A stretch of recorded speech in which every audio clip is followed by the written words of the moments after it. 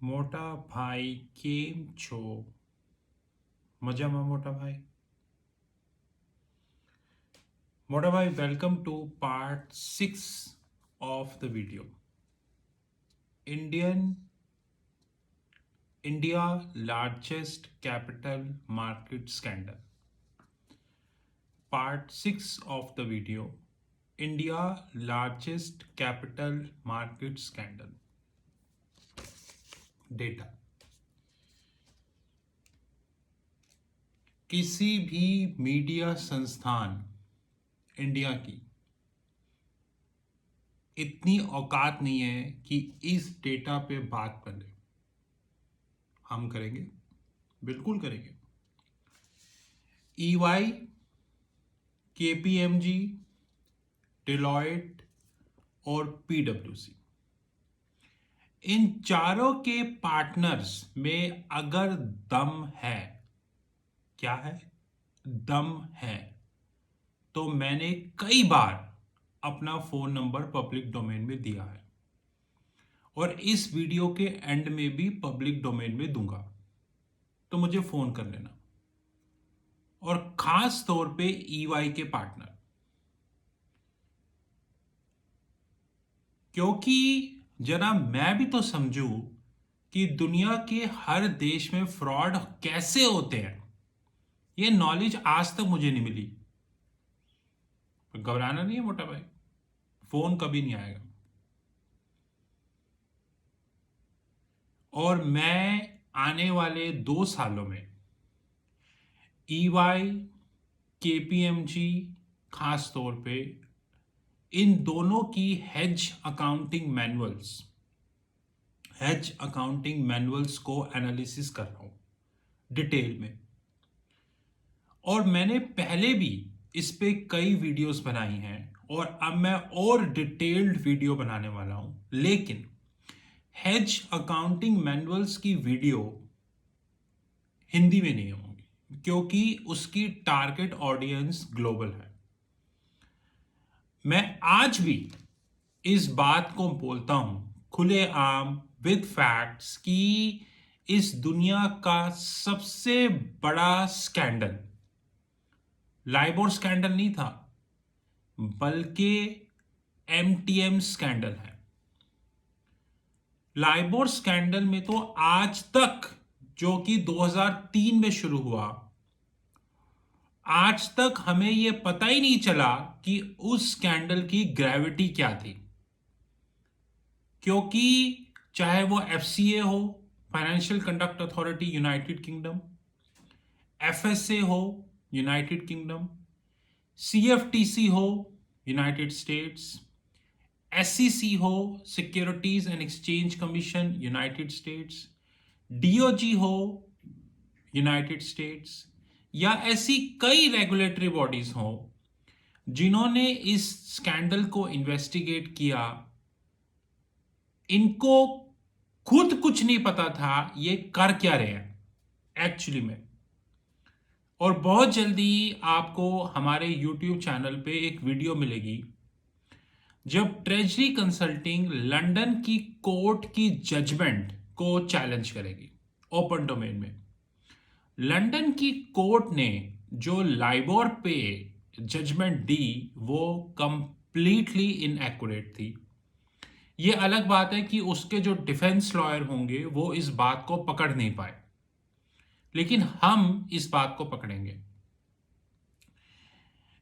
आज अगर हम इस दुनिया के मेजॉरिटी बैंक्स को देखें, टॉप ऊपर वाले या सेकंड टायर बैंक्स को भी देखें, तो उनके ऑडिटर्स आपको बिग फोर ही मिलेंगे। और हर बैंक जो ऊपर वाले टॉप बैंक्स हैं, इनकी किताबों में एक एक ट्रिलियन डॉलर का डेरिवेटिव है मोटा भाई, एक एक ट्रिलियन डॉलर का डेरिवेटिव है। और अगर हम ध्यान से देखें, अगर 1 ट्रिलियन डॉलर पे सिर्फ MTM अकाउंटिंग में 1 बिप्स घुमा दिया जाए, सिर्फ 1 बिप्स घुमा दिया जाए, तो वो हो सकता है जो आपने सोचा भी नहीं होगा। सिर्फ एक बिप्स घुमा दिया जाए। लेकिन जैसा कि मैंने आपको बताया कि ब्लूमबर्ग प्रेस की बुक ने भी इस चीज को छुपाने की कोशिश करी। आज इस दुनिया में रेयरली कोई है जो लाइबोर मैनिपुलेशन पे बोलने को तैयार है, लेकिन हम बोलेंगे। तो बिग फोर्स इस लेवल तक पहुंच चुकी हैं कि पैसा बनाने का जो भी तरीका मिले उससे हमें पैसा बनाना है, बस सिंपल। इनके आप हैच अकाउंटिंग मैनुअल देख लो। जैसे कि मैं केपीएमजी का एक हैच अकाउंटिंग मैनुअल जो मैंने बकायदा प्रिंट कराया, खर्चा किया, उसको मैं आजकल पढ़ रहा हूं। और ये नहीं कि वो कोई प्रोप्राइटरी मैनुअल है, प्रोप्राइटरी मतलब कि वो बहुत छुपा के, वो उनकी वेबसाइट पे ही है। तो मैंने उनकी वेबसाइट से ही डेटा लिया जो उनकी वेबसाइट पे है। कोई ये तो है नहीं कि मैंने उनके किसी पार्टनर को फोन किया और ये बोला कि यार तू एक सीक्रेट डॉक्यूमेंट मेरे को दे दे। वो डॉक्यूमेंट बकायदा केपीएमजी की वेबसाइट पे है, मैंने वेबसाइट से डाउनलोड किया। मैंने उस डेरिवेटिव की गाइड को प्रिंट करना और बेसिकली रीड करना ऑलरेडी शुरू कर दिया। आपको तो पता ही है कि मैं ट्रेजरी में काम करता था। अब ट्रेजरी कंसल्टिंग की खुद की ट्रेजरी है, तो हैच अकाउंटिंग तो मुझे आती है। मैंने तो पीडब्ल्यूसी को आज से करीबन 8 साल पहले चुनौती दे दी थी। जब मैं ई एक्सेल में था, लाइव ट्रेनिंग में चुनौती दी थी, लेकिन उन्होंने फिर भी हमारी बात नहीं सुनी। तो मोटा भाई, पॉइंट ये है कि हम इस लेवल पे पहुंच चुके हैं। मैं आपको एक स्टोरी सुनाता हूं, उसके बाद मैं दोबारा से इस पे आऊंगा। मैं ई एक्सेल में था, ट्रेजरी में, और वहां पे मैं डेरिवेटिव्स की पोजीशंस लेता था, जिसमें कि deliverable forward, non deliverable forward, options, spot selling, spot, ये सारी चीजें थी। हमारा ऑडिटर था ईवाई। और आपको पता है ईवाई का क्या बिजनेस मॉडल है? ईएक्सएल कोई छोटी मोटी कंपनी नहीं है मोटा भाई, ये बात हमें माननी पड़ेगी। ईएक्सएल अगर एक बहुत बड़ी कंपनी भी नहीं है तो बहुत छोटी कंपनी भी नहीं है। वो मिड टायर आईटी कंपनीज में आती है, जैसे कि एम्फेसिस, जैसे कि केपीआईटी, इन जैसी कंपनीज में आती है, मिड टायर। और इंडिया में वो लिस्टेड नहीं है, इसीलिए इंडियन एंटिटी उनकी EXL service dot com India private limited, तो इंडिया में वो लिस्टेड नहीं है। तो क्योंकि वो इंडिया में लिस्टेड नहीं है, इसलिए कम लोग ही उनके बारे में जानते हैं।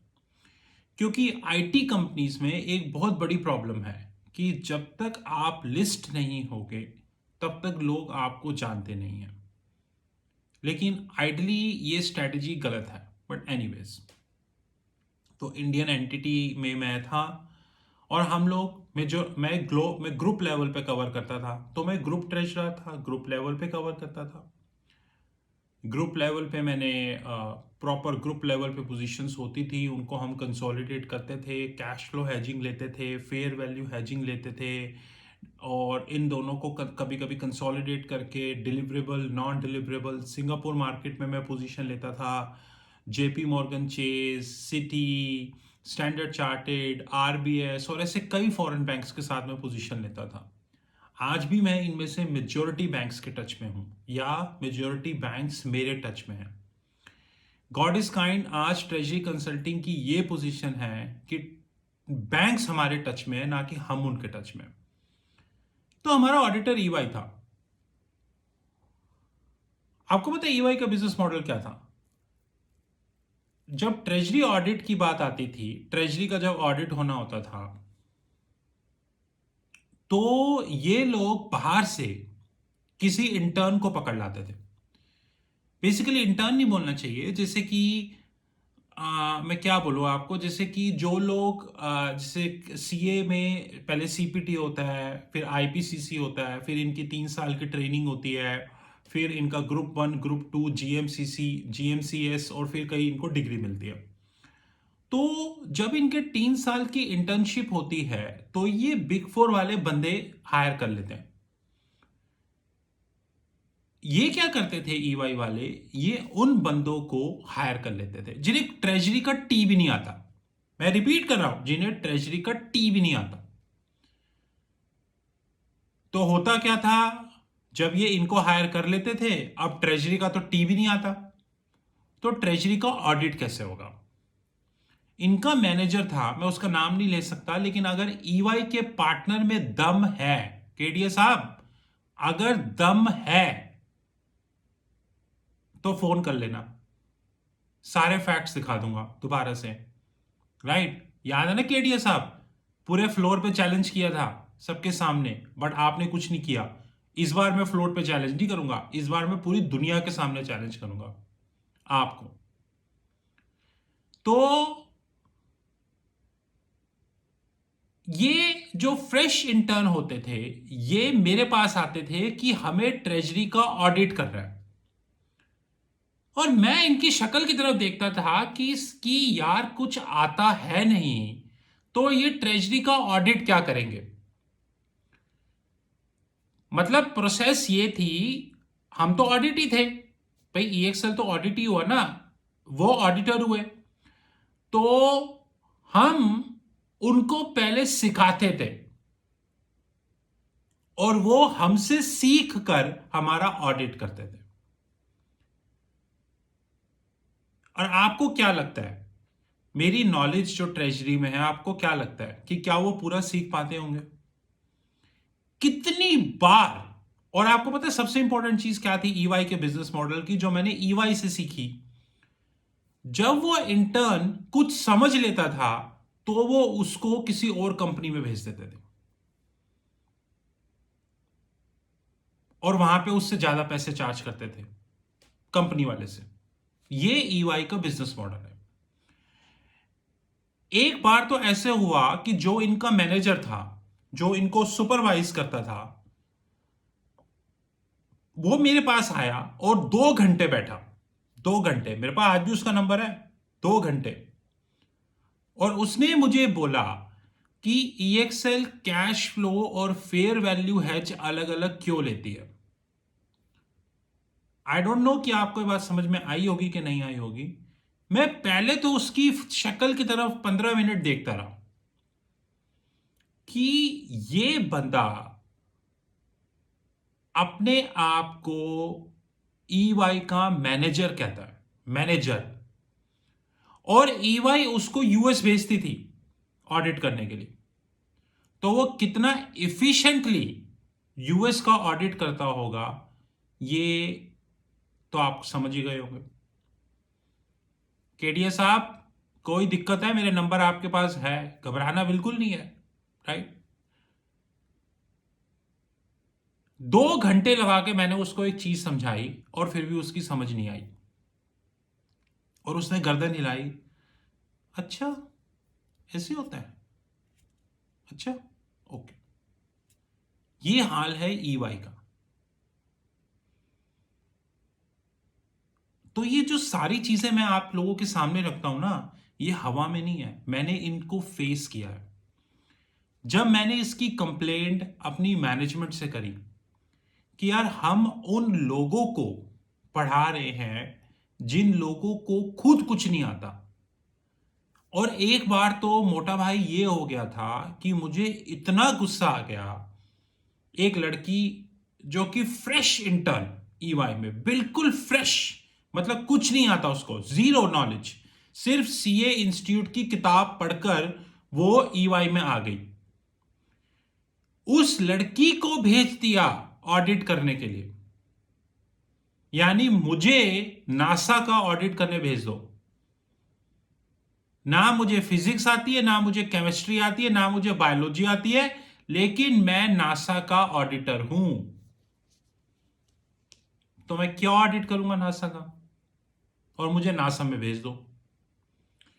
मैंने पूरे फ्लोर पे खड़ा होके उस लड़की को बोला कि मैडम, आपको ट्रेजरी का टी भी नहीं आता, और आप मेरे पास आके ये एक्सपेक्ट कर रहे हो कि मैं पहले आपको समझाऊं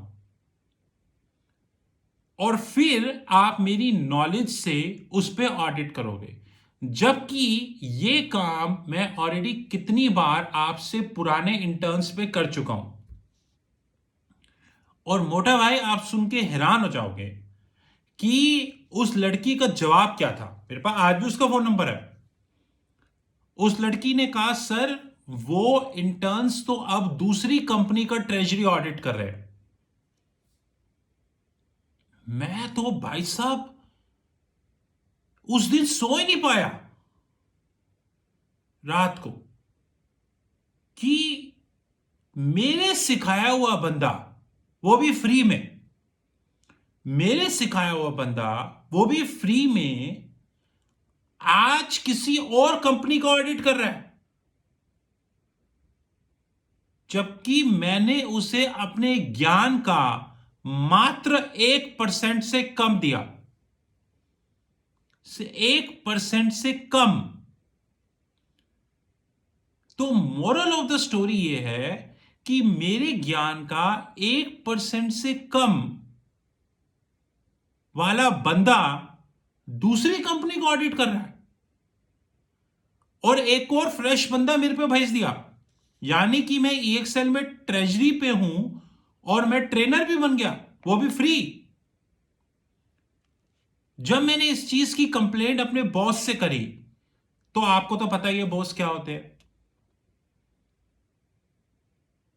हुआ कुछ नहीं, लेकिन थोड़े टाइम बाद मैंने EXL छोड़ दिया और आज मेरी खुद की कंपनी है और हमारा खुद का हेज फंड है और हम ऊपर जा रहे हैं। और आप देख लो, मैं खुलेआम EY को चुनौती दे रहा हूं, खुलेआम, और रोज देता हूं। और मेरे लिंक्डइन प्रोफाइल पे ये रोज मेरी प्रोफाइल चेक करते हैं। ये EY का ट्रेजरी मॉडल है। और ऐसा नहीं है मोटा भाई कि मैं आपको खाली यही बता रहा हूं, ऐसी ये मैंने 5 साल लगातार फेस किया। 5 साल, 5 साल मैंने इन बंदों से डील किया। मार्क टू मार्केट अकाउंटिंग में मेरे इतने इश्यूज थे, मैं आज बोलता हूं और मैं इसकी वीडियो भी बनाऊंगा। मैं आपको वादा करता हूं कि मैं KPMG और EY और स्पेशली डेलॉयट या PwC की ऑडिट मैनुअल्स को पब्लिक में लेके आऊंगा।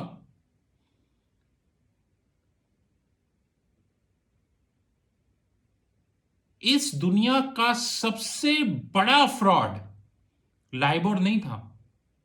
इस दुनिया का सबसे बड़ा फ्रॉड है mark to market accounting. But unfortunately ये इस दुनिया को पता नहीं, क्योंकि रेगुलेटर बिका हुआ है, मीडिया को कुछ पता नहीं है। और ये जो बिग फोर वाले हैं, इनका क्या हिसाब है ये तो मैं आपको बताता हूं। कितनी बार तो मोटा भाई, आप मेरी लिंक्डइन प्रोफाइल पे देखो, मैं आपको स्क्रीनशॉट भेज सकता हूं। EY के बंदे मुझे लिंक्डइन पे फॉलो करते हैं ताकि हम इससे कुछ सीख लेंगे और उसी नॉलेज को हम बाहर बेच देंगे।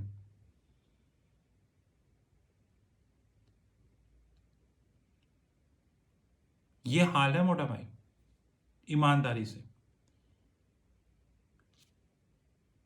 आप एक बार बिग फोर्स के अंदर जाके देखो, इनसे डील करके देखो, आपको पता चलेगा ऊंची दुकान और जीरो पकवान।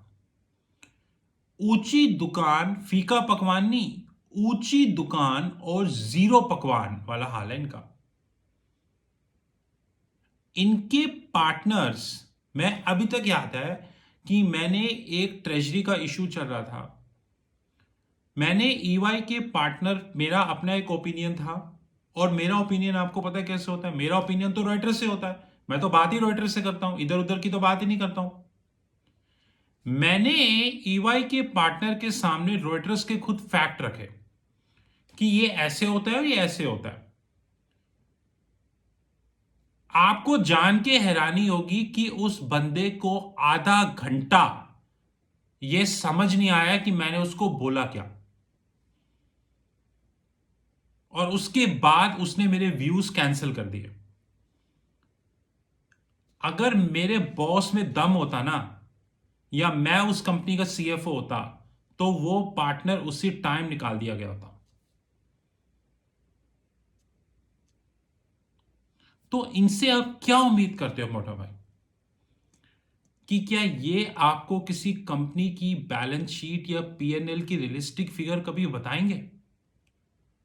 क्या ये कभी भारत के इन्वेस्टर्स को ये बताएंगे कि ये कंपनीज एक्चुअली गवर्न कैसे हो रही हैं? कभी नहीं बताएंगे।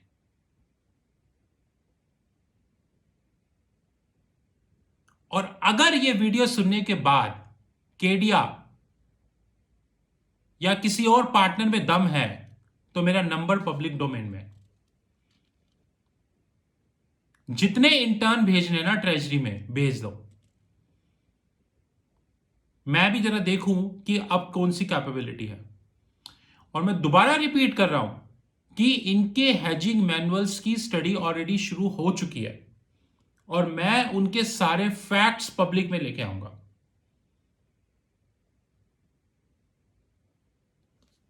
केम छो मोटा भाई, सब ठीक है ना? पार्ट 7 में आपसे मिलते हैं, ठीक है?